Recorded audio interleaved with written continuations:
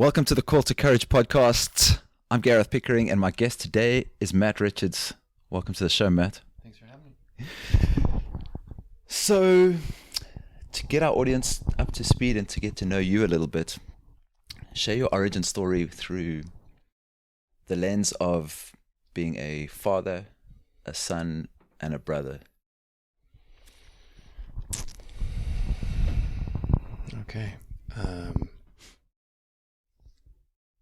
In which order in particular? Whatever feels most alive. I mean, our tribe is called Fathers, Sons, Brothers, and uniting men through that lens is really how our tribe comes together. And so, yeah, the story for each of us is the roles that we've played in some of those, even where, like, for example, for me, I've chosen not to be a father, and unpacking that journey has been part of my story. So just, yeah, whatever comes up, if you don't get to anything, I'll be sure to ask again. Okay. Yeah, let's get into it. Okay. So, my childhood was pretty challenging, actually. My brother and I had like a fairly good relationship growing up. Mm-hmm. But when we got to be about college age, something shifted in him, and I didn't really know what it was. And he ended up developing schizophrenia.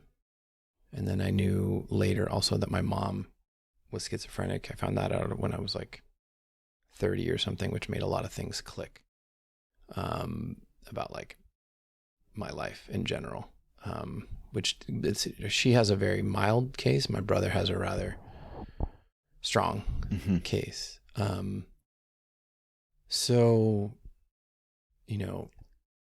as a son in that constellation and as a brother in that constellation growing up, there was a sense of, yeah, sure, like definitely like lack of safety, I guess you could say, in that like I grew up, just with my dad, my brother, and I, really. But also just not understanding why things were the way that they were, and really deciding that I was going to figure this out so that I could be safe, Somehow different from the world that you'd grown up. Yeah. Which was like, obviously not safe, and yeah. And so with trauma, there's always like that golden side of it, so because of that, like needing to figure everything out, it's really helped me in many different ways, as an adult. Yeah. And I'd like to think also as a father now, because I was really like, okay, like I didn't have the best imprint actually, so like, how do I do this? How do I actually like show up as the father that I wanted to be for myself, and that was, I mean, on an intellectual level, it was like, okay, sure. And then like the embodiment of that being a father, has been easily the greatest challenge, but also gift of my life for sure, where, like I have just all of this conditioning and like ways of being that I have inside of me that I do not want to express. So what do I do with those patterns and conditioning, like when they arise, and so most of the time I'm just with it and I'm able to still show up in love. Sometimes I fail though, sometimes I'm like, oh, that was from when I was 7 or something like that, in retrospect of like, like where I'll fail to be the father that I want to be, like where I can't show up in love always, so, yeah, there's a lot to say there. that I think I kind of touched into some of the main topics there, but if there's anything of particular interest, happy to go into something deeper there. So you mentioned the golden thread or the golden shadow, the side of trauma that comes up. Yeah. What could you pinpoint as some of those, what's some of the gold that you've experienced having been through that? Well, I mean, it's been just an experience of, I think, seeing the world and moving in the world in a different way than other people do. You know, where like, to me, some things seem rather obvious, you know, where, because I've just spent a lot of time thinking about the nature of economics and the environment and politics and, you know, just a number of different things and like how things fit together in the wider sense, you know? And so when things happen, it's not often surprising for me in the wider sense. So, and I don't want to say like I see the future or anything like that, but like I think about it a lot, or I have historically thought about it a lot, you know, and it's this frame, it's this perspective of, okay, safety equals understanding, you know, that's really like allowed me to just move with, a certain degree of embodied understanding, which just informs everything else. If that makes sense. Yeah. Including like my, you know, the way that I run my business, my, you know, finances, my, how I move in life. So safety equals understanding. Yeah. I think that's the deep message. Yeah.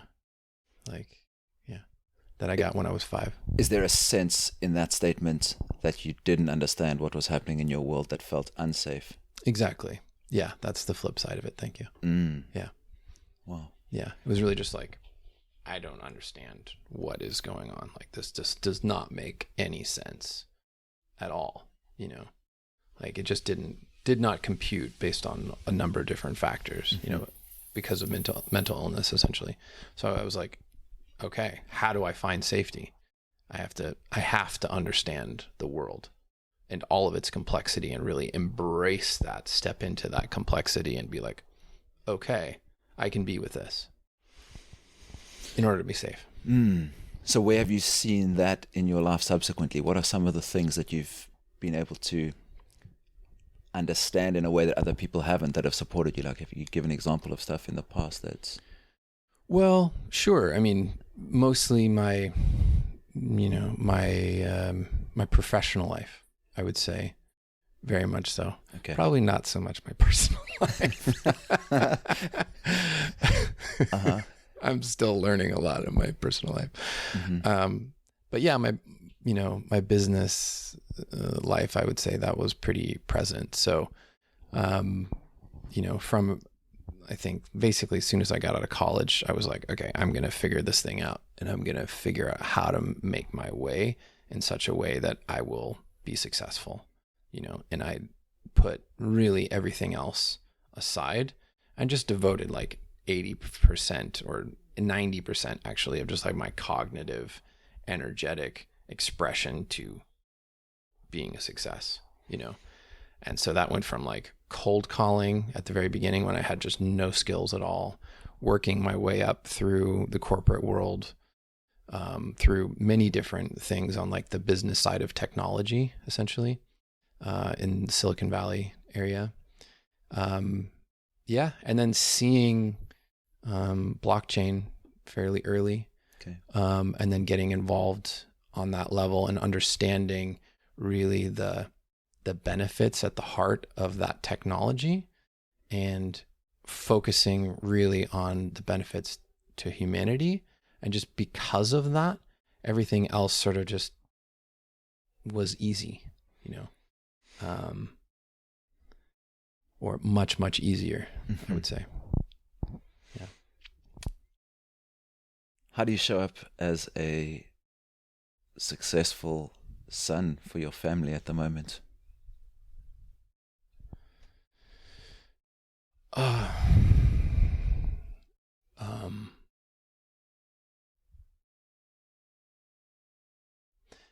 Okay. Yeah. So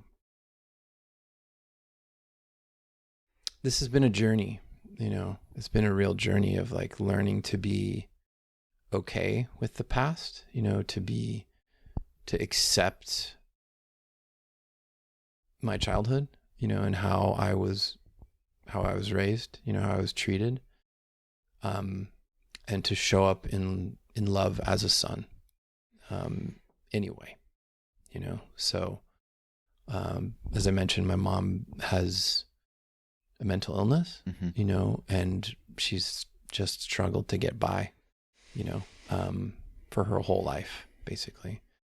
So, yeah, I just, even though there's not a deep desire to be in deeper contact with her and to have her be like in and of my life, there is a desire to ensure that she doesn't suffer, And so, yeah, I support her financially, and I'm there in case anything goes wrong, which lately there's been some interesting challenges with her and my half sister, actually, who was raised by her. Okay. So they're still together, living together, her and your half sister? At the moment, not directly, but in close proximity. Yeah. Okay. Yeah. How's your relationship with your brother? Yeah, my brother exists on another plane of reality, so I'll attempt to have a conversation with him, but he's here, and so, well, it'll appear at least that we'll be having a conversation, but then anything that I say, I feel like is filtered through 9, 12, 15 different voices in his head. And so he's just following all those things, and I'm just a single piece of stimulus that doesn't quite actually land when we're in connection. So challenging, again, I still make an attempt to be in his life, but it's a challenge. How many filters do you think we that don't have schizophrenia have that pass judgment on all the commentary of our lives? Fair question. Oh, he's only got 12 or 15, huh? Good for him. Yeah. Like, what's maybe a better question is like, what is the? I don't know anybody with schizophrenia. Are they're taking each of those and applying them directly, where we have a sense of being able to rationalize some of those voices away and choosing one, or how do you describe it? I mean, I don't know. I don't have schizophrenia. Yeah. Thankfully, but my guess is anyway that there are a number of different like actual voices that he doesn't have the power to choose what he's listening to and what is guiding him actually. So he's very much driven by, what we would say is like the unconscious is rather conscious for him. Yeah. And there is very difficult to, I'm guessing, to distinguish between those things. Wow. Yeah. And he has it because it's potentially hereditary, or is it just coincidental that he has it and your mom has it? Yes, it is hereditary. Okay. And they got it. My grandma had it. One of my uncles has it. All on my mom's side. Okay. Yeah. And just fate that you didn't. Yep. Okay. Wow. Thank you for sharing that. Yeah. I guess we never talked about that before. We didn't. Yeah. I appreciate it. Yeah. What's been the biggest joy of being a father? Well, it's hard to pin it down to one thing.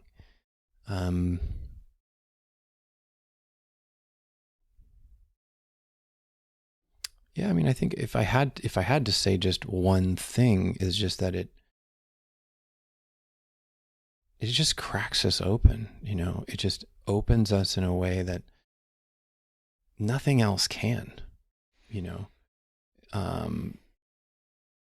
Through the challenges, but also through the just, you know, experiencing, like creating and being with and guiding this being through their journey. It's just, it's like nothing else, you know? And so it just hits a rather deep chord inside of ourselves where I think we just otherwise don't have access to. I didn't, you know? Mm-hmm. So it feels almost like a compartment of the heart, you know, mm-hmm. that is just like now available, you know, that kind of maybe wasn't before. Mm-hmm. If that makes sense. Mm-hmm. Yeah, I've had to make peace with perhaps not being able to access that part of my heart in the choice that I've made not to become a father. And yeah, it's always such an interesting question for me to get a sense of. Yeah, there's the death of the single guy when you choose to become a father, mm-hmm. and you become a parent and go on that journey for all of its blessings and challenges. And the opposite's true when I chose to not become a parent, and so I've had to let go of the future memories as well as projections of what it would be to be a parent of my own. So yeah, it's always such an interesting question for me to feel into and recognize, what the challenges of that journey are, and also the gifts that I don't have access to. I mean, don't get me wrong, there are challenges. I have no doubt. That's why I chose not to. I mean, it's real, you know, like in French, they say la petite mort with orgasm, you know, like the little death, but like having kids is also like a little death, mm-hmm. you know, it's like a little part of your heart opens, mm-hmm. but also a part of yourself. Like you're like, it's just me and I'm just worrying about myself, and like I can do, like, your freedom, that freedom body, it dies, or at least takes a long ass nap, mm-hmm. you know? So I've got another 12 years in that nap, you know, where it's like, it's just like my priorities are just shifted, you know, mm-hmm. like I can't. There you go.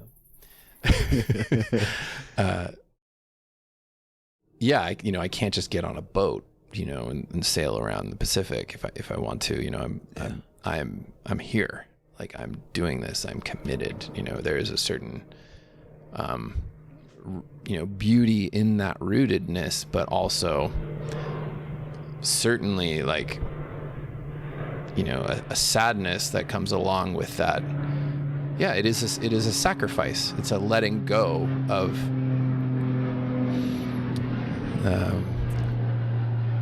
airplanes flying over. Yeah. Sometimes being in those airplanes, you know. That's gone. Yeah. You know, it's like just figuring out schools and hiring babysitters and, you know, like just all the things that come along with, you know, changing diapers, and, you know, there's just a lot, you know. It's choosing a new life and letting go of the one that was. Mm-hmm. So it is kind of like a death in a way.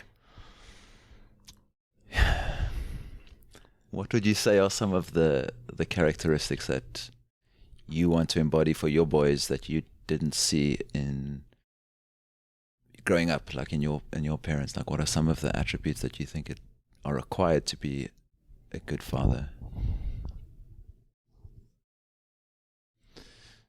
Well, that's a very good question.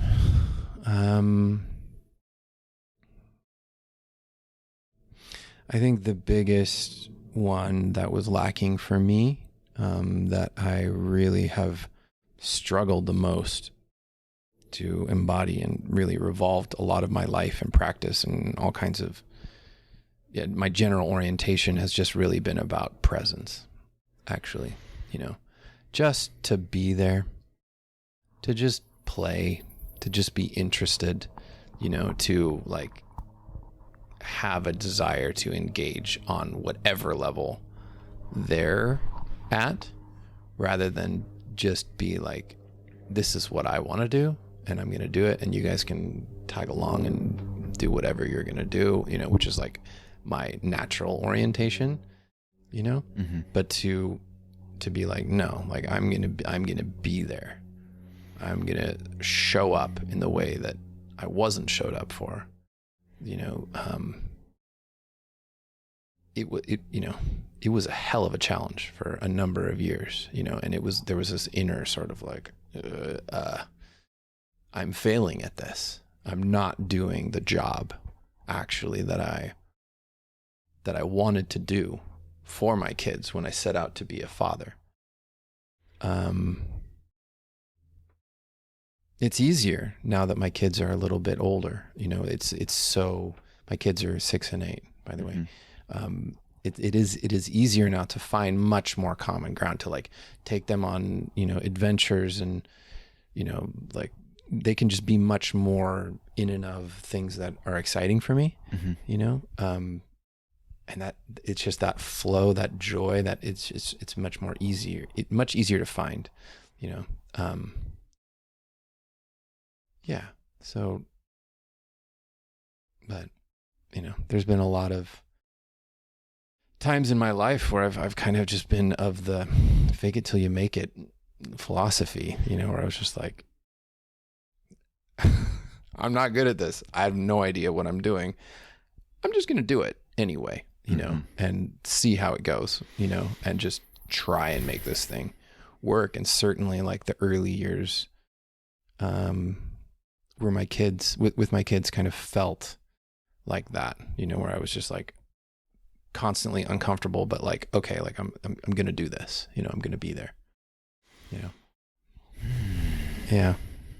Feels vulnerable to admit that, but yeah.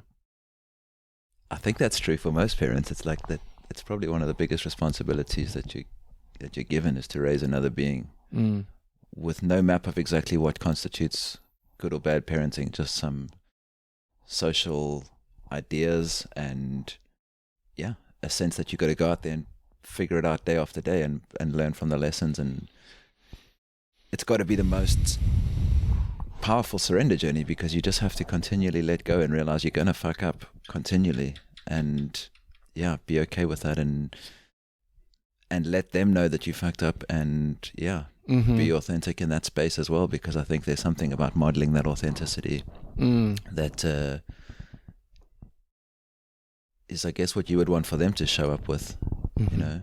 So again, I can only imagine, but we have fur babies, 1 dog and 2 cats, and I'm like, when one of them is sick, I'm like, thank God it's not a real child. I don't know, you've got to continually just let go, and it must be such a growth path to continually be in that space of just letting go and trusting. Yeah. I mean, certainly, you know, also wrestling with fear, you know, that's been a big part of my journey, of just like working with fear in a number of ways, and as it relates to, you know, just all the things that could go wrong, you know, with having a kid. It's there's a big part of surrender in that as well, you know, for sure. What does that fear sound like? I mean, it's taken different forms at different times in their journey, you know, and in our journey together, you know. So at the beginning it was like, you know, is one of my kids going to be born with, and still is actually, like, is one of my kids going to be, are they going to have a mental illness, even though I didn't, right? You know? But yeah, that stopped me for a number of years. From becoming a dad? Yeah. Okay. Yeah. Yeah, but I mean, it's from those bigger, wider, like, I don't know, things. I mean, we never know, but, to the everyday of like, do I trust this babysitter to drive with them in the car with them? You know, just things like that. You know, is it, there's a lot, you know, that we just have to be like, okay, you know, trying to balance all the things, you know, and sometimes we have to just surrender and trust. Yeah. Outside of fatherhood, where else do you feel fear? I think mostly now with my project, probably. Yeah. It feels really very often like being in the mystery with it, there's a deep knowing of like, this is right. And also like sort of unavoidable actually, but the logistics and like tactical and strategic implementation of like what that actually looks like from, year 0 to year 15, there's a lot of unknown there, and there's a lot of ways to fuck this up, and I have already, in plenty of ways, I've had really big wins and joys and celebrations and things, but, I've bit off a lot and feels like way more than I can chew. And yeah, so definitely fear of failure, fear of, unfortunately, like doing it wrong. Okay.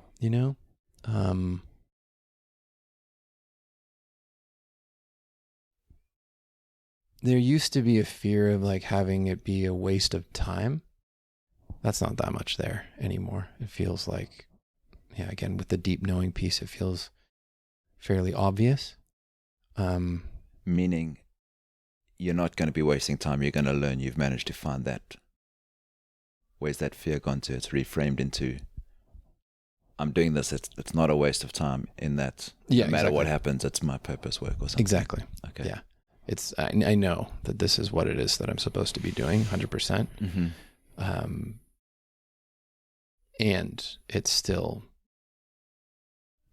just challenging on all the ways, maybe even more so because there is that knowing, I can't run away, like I wanted to, many times and in other endeavors and did sometimes, so.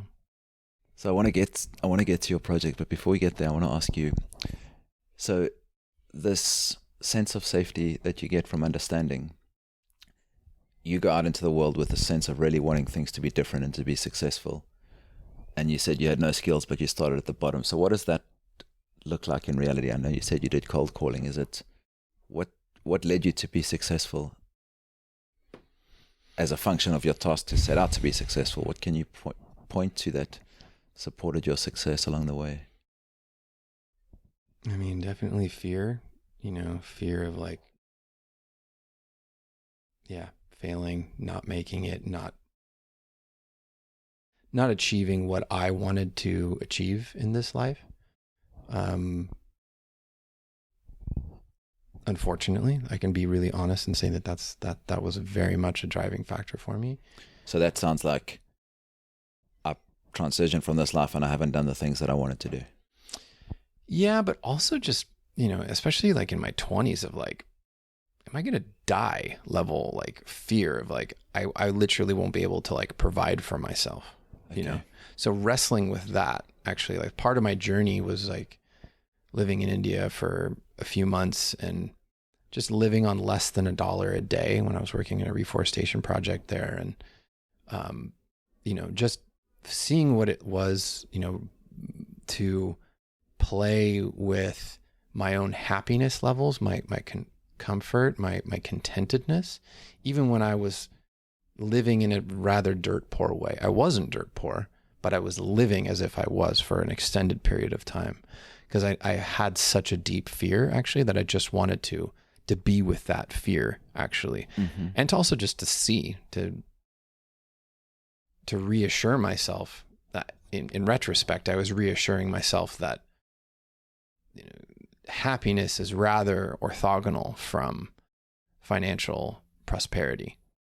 Prosperity is nice. It makes things a lot, like it greases the wheels for sure, but in the end, it's not what moves the needle. It's the deeper things that move the needle, so, Where do we get that story from? How do we all have that? I feel it the same. It's like some sense that without money we're going to be dead. Like there's some deeply rooted fear in us that seems that what you're talking to. I've experienced the same thing, and I'm wondering, what, a few hundred years ago we didn't have money.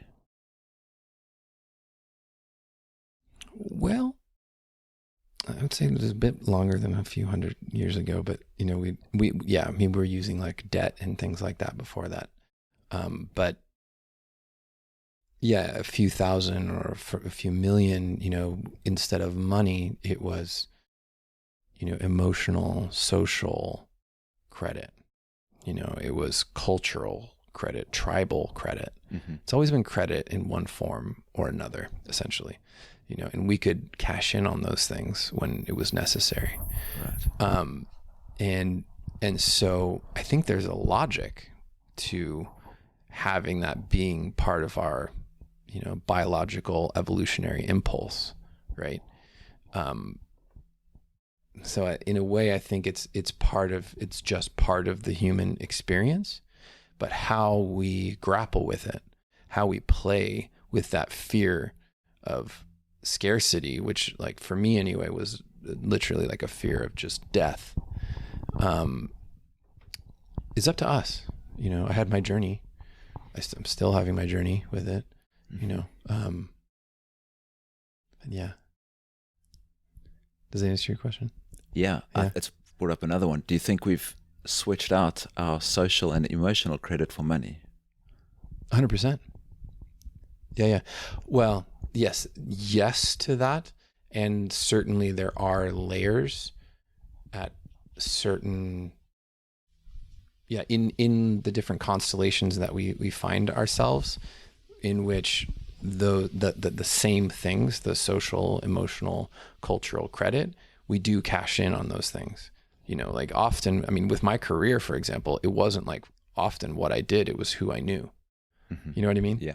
So in those bigger pieces, that's when those things are really, really, really important. But of course, just, I want to buy a coffee, like I just need money to do that, right? But there are currents, there is a flow underneath this quantitative economy, which is a qualitative economy, which is actually, most of the time driving the larger shifts that we see in the world and in society. Mm-hmm. Until you get to, enormous quantitative values, and then things shift a bit. But yeah. Things shift in what meaning? Well, I mean, when you have like a Bill Gates, or an Elon Musk nowadays, or like a Rockefeller, someone like that, right, whose quantitative, value is just so high, mm-hmm, that they shift continents and now the world at their whim.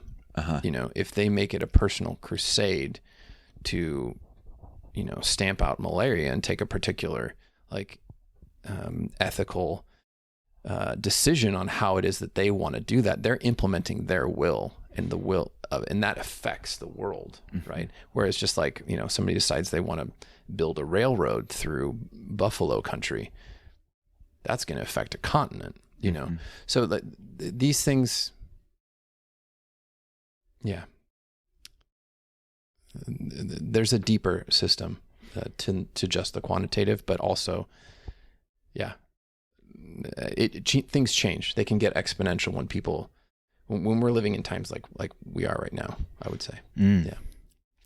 Specifically around the wealth gap, pointing to that in some ways, like the ability to be able to make change because of having such access to resources in a world where some have so little.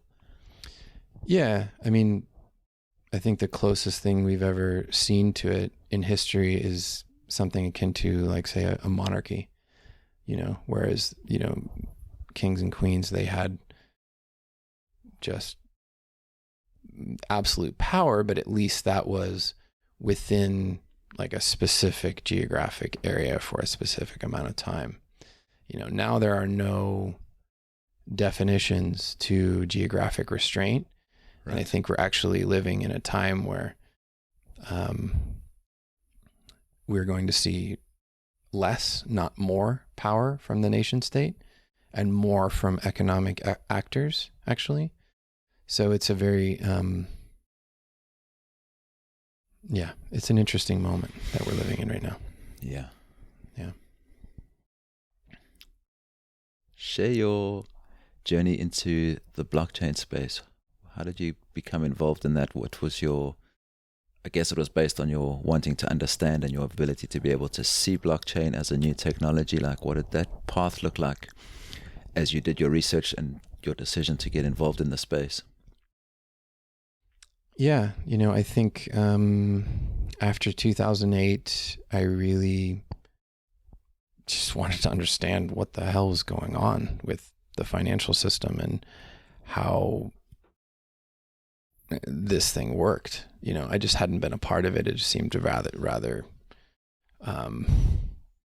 unknown to me. And so I wanted to understand it better. And so I started looking into the nature of money, the properties of money, and ended up going to school around the same time for a master's in socioeconomic management and development, actually in Denmark. Okay.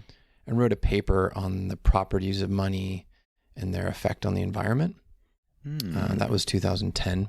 Okay. And just this cute little weird project, which was a footnote in my paper, was called Bitcoin, Okay. And so I just, it wasn't that interesting for me at that moment. I was much more interested in things like demurrage and currencies that were more communal and that had, the properties that mimic nature and but I kept my eye on it, Okay. and I saw what happened when it developed, and I was, that idea was imprinted, I think, just fairly early. And then I fell down the rabbit hole, Okay. And was really like, oh, okay, this is what this technology can bring, which is really sovereignty in a way that we haven't seen before. It really unlocks, and I'm sure your viewers and listeners are well aware of the benefits of Keep going. blockchain. I'd like you to share what it is because you've spent some time in the space. I'd be open to you. Yeah, the sovereignty piece. Yeah, so sovereignty, and real, freedom as it relates to value exchange and transparency and economic value creation.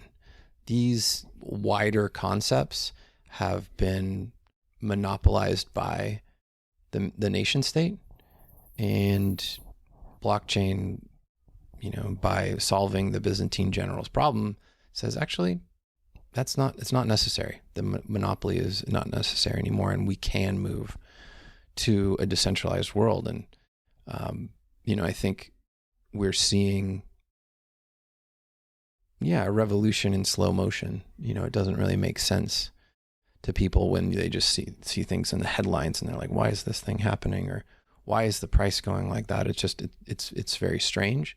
But what we're seeing is like one organism eating another, and one is inherently,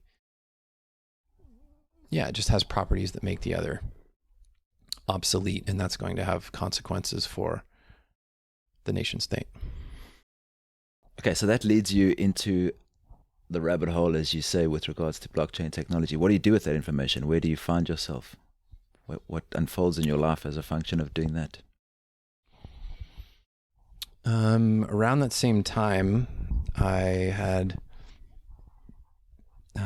discovered, when I was doing that degree, I also discovered permaculture and community. Okay. And so I was also going through the journey of, working with abundance and scarcity and value and all those different things, like in my lived experience. So that's when I went to the Reforestation Project. That's when I, went to Australia to be part of the PRI, with Jeff Lawton, and that's the Permaculture Research Institute. Okay. And so spent a bit of time there, and woofed in different places. That's willing workers on organic farms. Yeah. It's basically volunteering in exchange for food and housing. Yeah. you know, so just really wanted to understand what it would be like to actually live in and of the land. And also when I could, I combined that with community for the next few years, basically. And I just had a learning journey during that time and traveled the world, spent a lot of time in Europe and in Asia. And yeah, just felt into what it meant to build what we were calling then sustainable, but now we would call a regenerative world, from the bottom up rather than from the top down, which is what I was studying actually, was sort of like top down management. And when I was studying, there was this conference called COP15 and in Denmark, and you know, Barack Obama was going to come, Greenpeace was there with their ship, you know, in the harbor, and like, it was like, yeah, you know, we're going to save the world now. This is the big one, you know, like we're going to deal with climate. And just the air went out. It was just like, it just was a complete and utter, from my perspective then, it was a complete and utter failure where nothing got done. And it just felt like a bureaucratic mess, you know, where I felt like I was a cog in this larger machine, and I felt powerless. And that's my least favorite feeling, is feeling powerless. So I was like, forget that. I'm going to figure out how to do this from the bottom up. Actually, I'm going to be part of the change, and I'm going to create that change myself and just make that my lived experience. And that's when I went to go and study and meet all these different people and, you know, live in different projects around the world. So where do you see that crossover now? What is the bottom-up approach? What does that look like practically with regards to the marrying of regenerative projects and finance and technology? How do those fit together for you? So you'd like me to describe Tierramor for you? Maybe that's a good place to start. Yeah. I mean, yeah, talk about how you ended up in Costa Rica then, and perhaps transition into your project now and how you see them coming together. Okay. So, as part of that journey towards the tail end, I visited a project called Pachamama, which is a rather large community here in the Nosara area of Costa Rica, and fell in love with it. And that was about 5 years ago. And yeah, from there, the journey with this part of the world started. You asked about how I got here, but what was the and then what's the next phase from there? You've got all this learned experience and things that you want to use to regenerate. You fall in love with a piece of land? Well, MakerDAO happened in between that. Okay. You know, where I was kind of in I'm just going to go to another place, and I'm going to just live with them, you know, in the way that they're doing it, and be happy doing that. Who's them? Another community. Okay. You know, and that was part of the Pachamama journey as well. Okay. You know, and of course, I didn't end up staying at any of those projects. But, okay. Yeah. So give us the ethos of what you're wanting to build with the project that you now find yourself in. Like specifically, I'm interested in the regenerative part, the community aspects. What is the vision for the project? And what does it look like in practice? So like, what does the actual project look like for those that won't have seen it? Sure. So Tierramor is founded on 3 principles. One is ascension, one is descension, and the other is regeneration. So with ascension and descension, we're essentially within the wider frame of the classic definition of Tantra, in that the way to wake up is actually being in and of and all of experience, to actually be in form and not necessarily just only focus on ascension and moving past it, So when we're descending, we're dancing, we're connecting, we're just in and of all of this experience. We're being with all the things that happen with us, and we're also identifying with those. We're watching them, but we're in and of all of the beauty that is here in this physical reality. Yeah. When we're ascending, we're just letting that go, essentially. So most people do that through meditation or yoga. There's other things you can do like dance or forms of dance anyway. But yeah, mostly it's meditation, different forms there. And particularly inspiring for me are Tibetan Buddhist meditations. Okay. So that's going to be a lot of focus at Tierramor. Yeah. And we're, so the idea is to not do either one of those things, but rather to do both of them, and to be in and of those things, but to also hold them lightly, And so, this, I'm speaking to two parts of the third pole. Regeneration is taking those personal, social, and cultural developmental aspects that we're gathering in this incarnation within both of those, the ascension and descension, and then we're rooting that into the physical manifestation of the world that we want to see. So that's natural building, permaculture, agroforestry, forest gardening. That's reducing the separation between ourselves and nature in that pole. In descension, we're reducing the separation between myself and other. And with ascension, we're reducing the separation between the capital S self and the lowercase s self.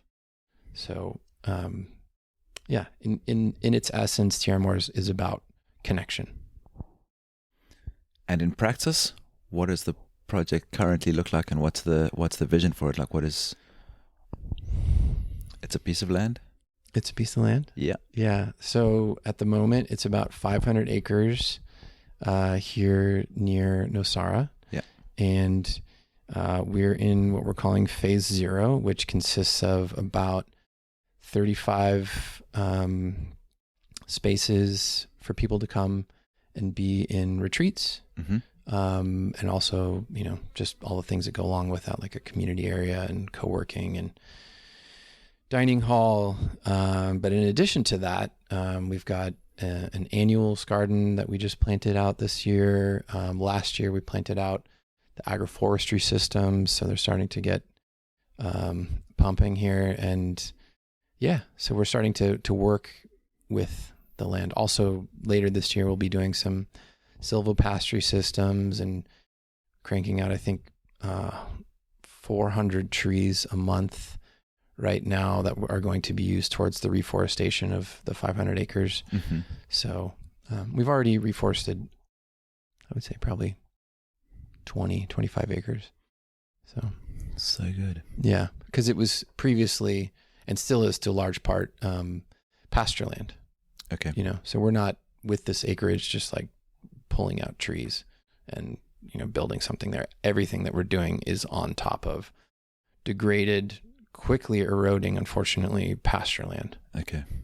That we're shaping into something else. Yeah. And when you feel into that 15-year plan, like what does this look like when it's done? Yeah. Well, at its core, what it, I think what I want people to feel like when they're there is it's a place with 3 different hearts, with 3 different places where people can come and experience what it is to be in and of those different poles. Okay.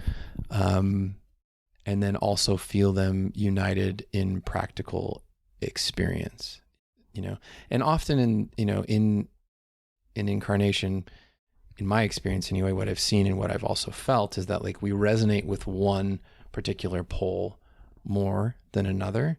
And so people will come because they're just interested in meditation, or they'll come because they just are interested in natural building, or they'll come because they just are interested in like doing an ISTA or something like that. Uh-huh. And then simply by being in and of the field of others that are really focused on one of those things. So as I did, they'll get the experience to feel into the different vibration of each one of those other poles and see like, oh, actually, that's really interesting as well. What would it be to embody more of that into my life? You know, so maybe that just means, you know, planting bananas in your backyard, or maybe it means volunteering with the agroforestry team, or maybe that means taking on a meditation practice, or whatever it means, you know, to you. But that's the energetic feeling that I'm hoping people are going to be feeling in 15 years. And that'll be more of like a cultural acupuncture point where people will be embodying all of those qualities from here. Yeah. And practically what that looks like is anywhere from 400 to 700 people, more acreage, probably up to like 7 or 800, acres. Okay. A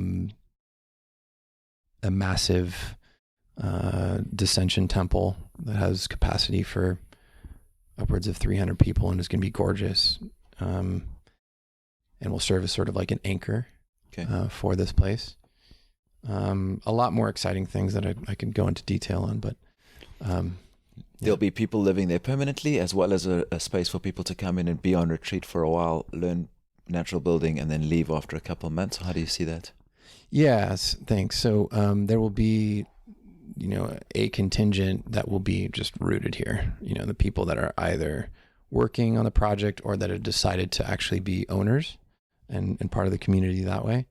And they'll live in what we're calling pods. Okay. We're consisting up to 12 people that have some shared infrastructure like a pool and hangout area and stuff like that, but also then their own houses that surround that area. Okay. Yeah, and then also having mid to long-term options for folks that are not ready to purchase but want to stay anywhere from 2 weeks up to 2 years. Okay. At Tierramor, more like a rental kind of an option. And then, yeah, also just short-term retreat space for people who are coming in specifically for the offerings that are happening here. So good. So when you're building this huge dream, what does a good day look like for you?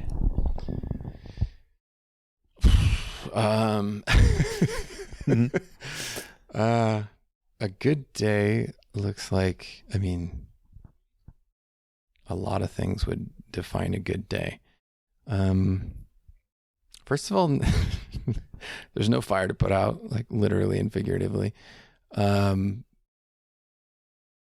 Yeah, it's flowing, like things are feeling good, you know, like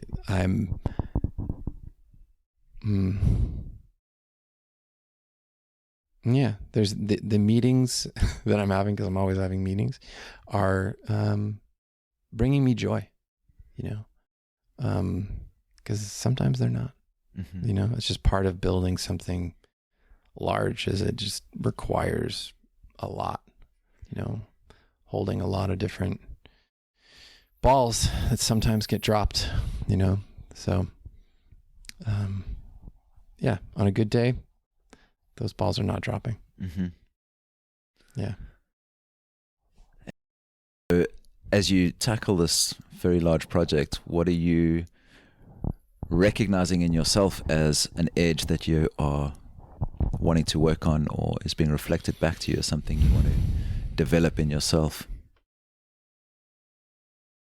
So much, man. Yeah, so much.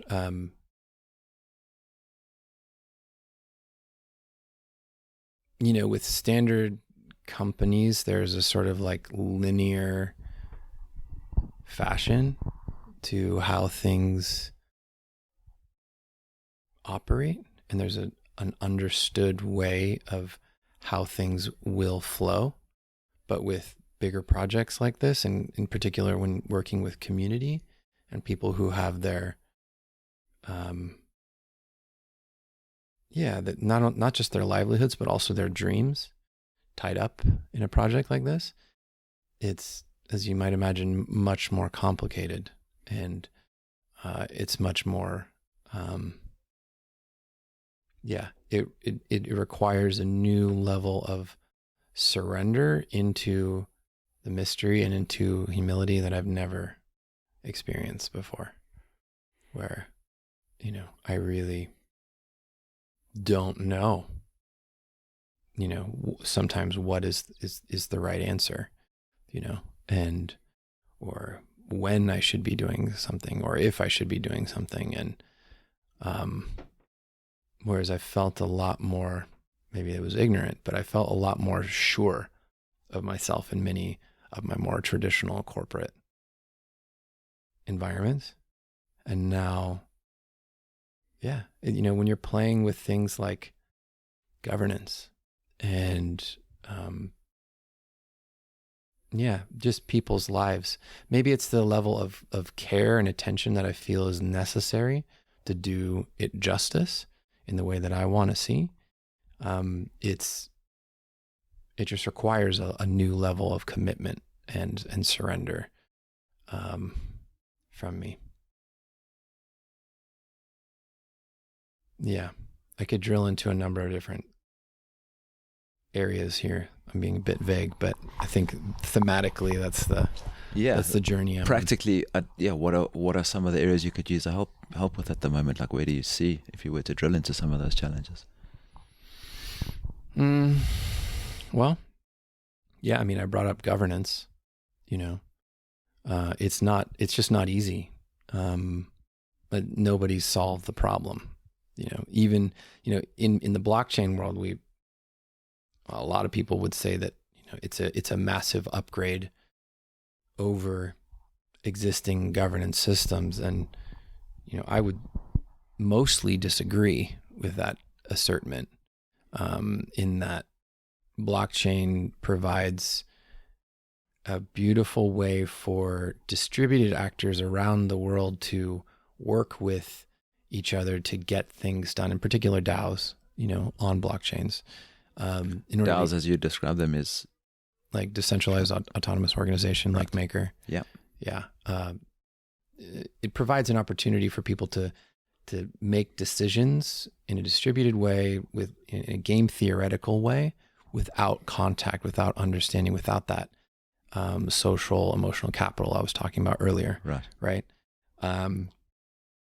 But actually, in a community context, hopefully we're not using tools like that. Hopefully we are using our social and emotional context and capital in ways that are ensuring our own happiness and safety, but also the happiness and the continued functioning of the community, And so finding that right balance of empowerment of voices, but also holding the line in terms of like, this is what we're doing and this is why we're doing it, is not easy, especially as I'm trying to like incorporate more stakeholders and folks that I want to be in the project. It's a challenge, also when they want to be in the project, it's just like sometimes we can't find a clear way to make that happen. So it's a continued challenge. Where you've lived in communities in the past, how have they managed it? For example, you spent some time in Pachamama. How do you notice they're doing governance, and where do you see it working and not working for them? Yeah, great question. So with Pachamama, they used to have a guru model, where, it was founded as an Osho community, but Tiohar really was at the heart of most of the decisions, if not all of the decisions that were made. And that was the collective agreement, and actually really helped facilitate a lot of their growth, because he was also the spiritual anchor to the community, and frankly, a great leader in a number of different ways. So having that, that guiding light was really, really powerful for them. I know that they're in a moment of transition now, which is rather difficult, but also could be beautiful if they do it in a way where they end up in, some sort of governance structure that resembles turquoise or teal. Yeah. Yeah. And we're trying to create a organizational structure that resembles that from the bottom up, and from the beginning rather than put it on a bit later. I've also been in other communities that have been ruthlessly horizontal. Okay. And they struggle mightily with tyrannies of the minority, where, just because somebody happens to be maybe the most charismatic or even just the loudest, their opinion trumps people who are actually like better qualified, and they can lead to all kinds of different issues. Working with the tyranny of the minority and the majority is one of the key problems that I'm working with right now in implementing governance. You touched on some of the traditional leadership inside Pachamama. You've led teams in the past. What attributes do you attribute to a solid leader?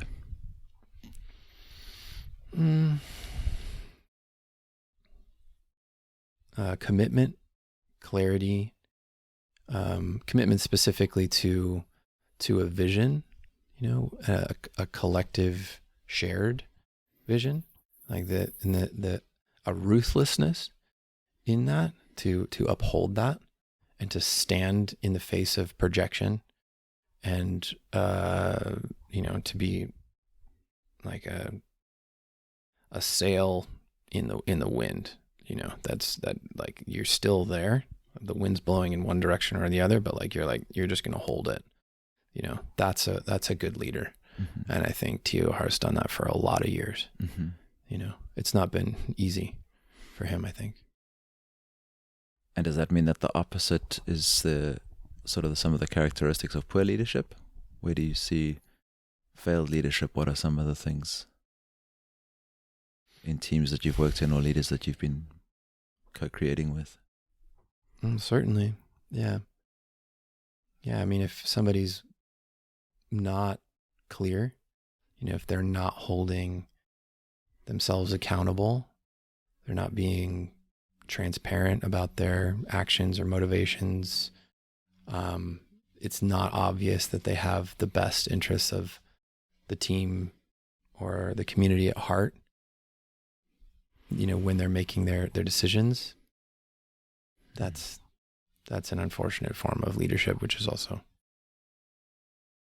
fairly common. Yeah.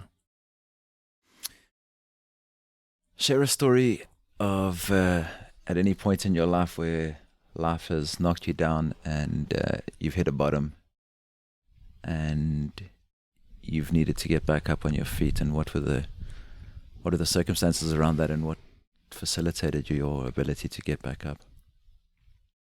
And I think the evaporation of my marriage, of my union with the mother of my kids, that was a pretty difficult moment for me. It involved letting go of this tight holding to this idea that I would never let happen to me what happened to me. I'm not going to let that happen to my kids, so I let that happen to my kids, and that specifically being the dissolution of the marriage, because the story was that a lot of the issues that I faced in my life were because of that marriage falling apart when I was 5. And yeah, my kids were almost the same age when that happened for them, so that was very, very difficult for me. And yeah, really just the understanding through a number of different vehicles that came to me, which showed me that it was just much more in the spirit of love and joy and service, actually, to be happy, to be happy myself, and also provide that happiness and that freedom for my now ex.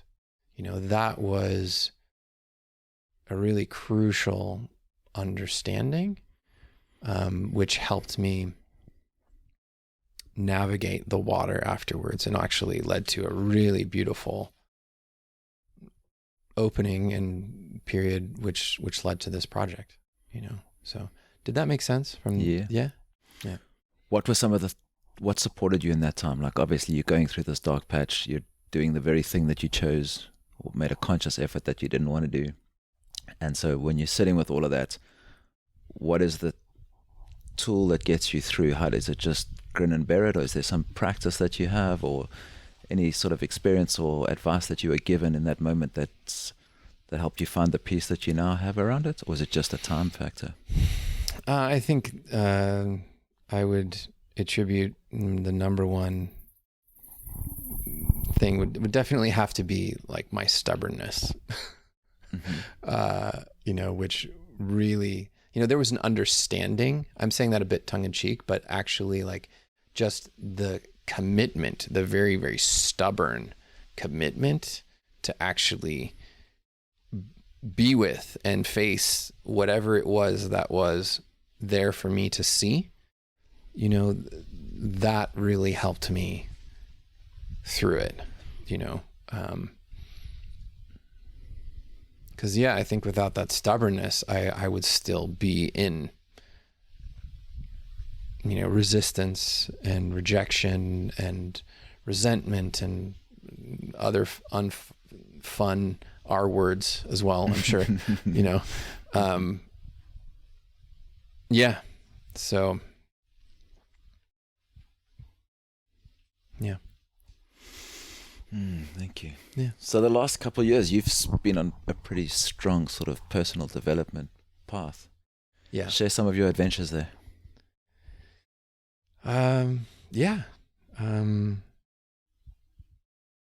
So, it's been almost 15 years where meditation's been a pretty strong ally for me. But really in the last 6 or 7 started to accelerate once I found Dzogchen and Mahamudra. Okay. And those have really been, big anchors for me in letting go of all of the, form, essentially, to just be with all the things and, provide the space that's necessary in order to hold my little boy, like my inner little boy, when it's necessary, and to not just be lost in form. But also really dissension work, like Ista and Haydn and relational work in general, really seeing and embracing my own darkness, being willing to be with those parts of myself that I was rejecting and saying, like, this is not me. But actually being like, okay, also this is me, acknowledging that, playing with that, being with it, has allowed me to, it just opened up so much power, so much energy that just wasn't tapped, and that's only the last 3 or 4 years.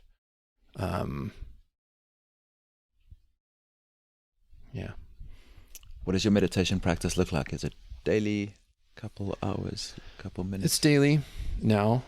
For the first time in my life, I used to use retreats really as kind of like a crutch, where I'd go to retreats fairly often because I just couldn't maintain. But I think it's been about 2.5 years now where I've had like a pretty strong daily practice. And it varies, everything from metta meditation sometimes to Dzogchen, which was more like a open awareness kind of a meditation. Sometimes I'll also go back to Vipassana, if I'm feeling like a little bit like I need more embodiment, more sort of like in form, but also consciousness of that. It really, if I feel like stuck here, which happens, I'll work more with metta. If I'm feeling really attached to what's happening in my life and can't get any distance from that, then I'll work more so with Dzogchen. Okay. Yeah. Yeah. What's one of the books that's changed your life the most, or had the most impact on you? Yeah, great question. Most people haven't heard of this book, actually. Most people that are probably watching this have heard of this author, but Charles Eisenstein wrote a book like 13, 14 years ago called Ascent of Humanity. And that was really pivotal for me, actually. Set me off on like a really, on that journey, frankly. And also just sacred economics also was very powerful for me. But also integral spirituality, Ken Wilber, when I realized, when I just understood spiral dynamics and the power of that, and just that I could also integrate things rather than just make wrong, in understanding that in the context of cultures and how we relate to each other. And it provided so much understanding and ease in my system, And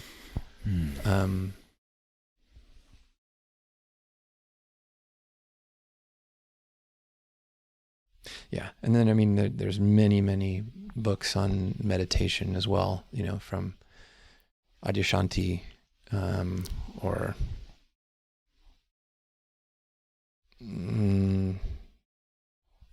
Rob Burbea has a really beautiful one, called Seeing That Frees. Seeing That Frees. Yeah.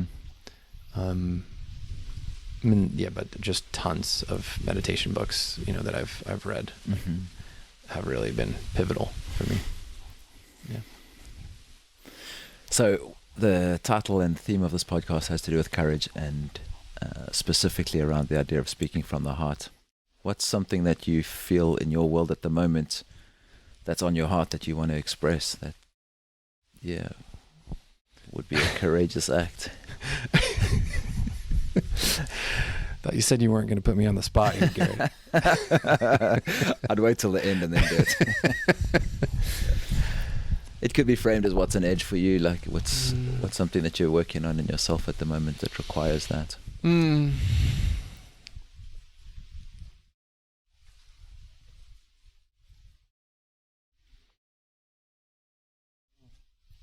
Yeah, frankly, when you asked about one of those times, that you've been in a difficult piece, but you've moved through it, it took me a minute, actually, because I'm actually right in the middle of one right now, where I'm in a period of like, okay, what is this? And really being in the mystery and all of its discomfort right now. Specifically around directionality in the short, medium term of the project, Okay. Who to include, how, when to do certain things.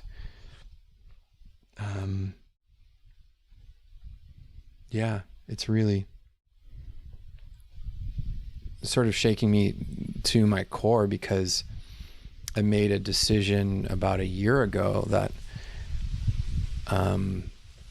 I was really going to focus on building, and getting this project like physically just manifested, at least phase 0. Yeah.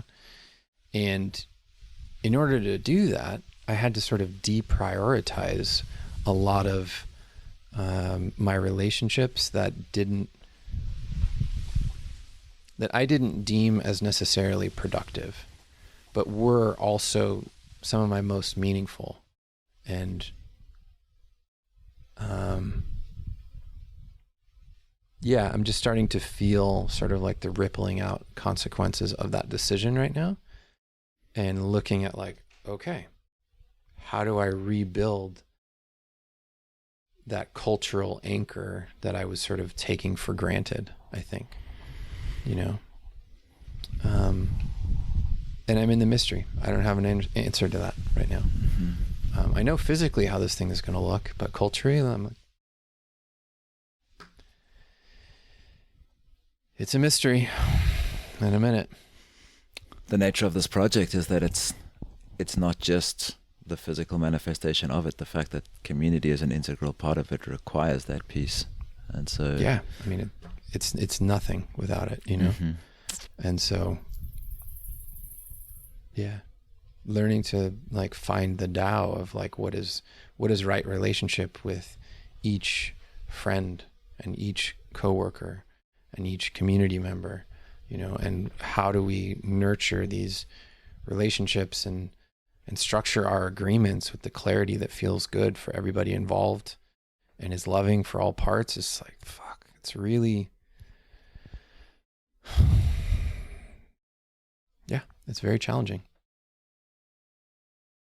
Well, bro, it's no small feat, and I'm glad that you've taken on this project and this work, because I think from what I can see in the world at the moment, people living together in harmony with nature seems to be the way through. It seems to be, for many of us, I know this has been true on my journey, a part of me that was really disconnected from nature led me to a level of anxiety and distress that I think is hard to articulate, that I can now find when I come back into a place where I'm surrounded with amazing people. I was at Pachamama last night for their gathering, and yeah, to see people living in community, and where I live in Guatemala as well, we have a loose but small community which feels amazing. And so yeah, I just want to give you kudos for biting off more than you can chew.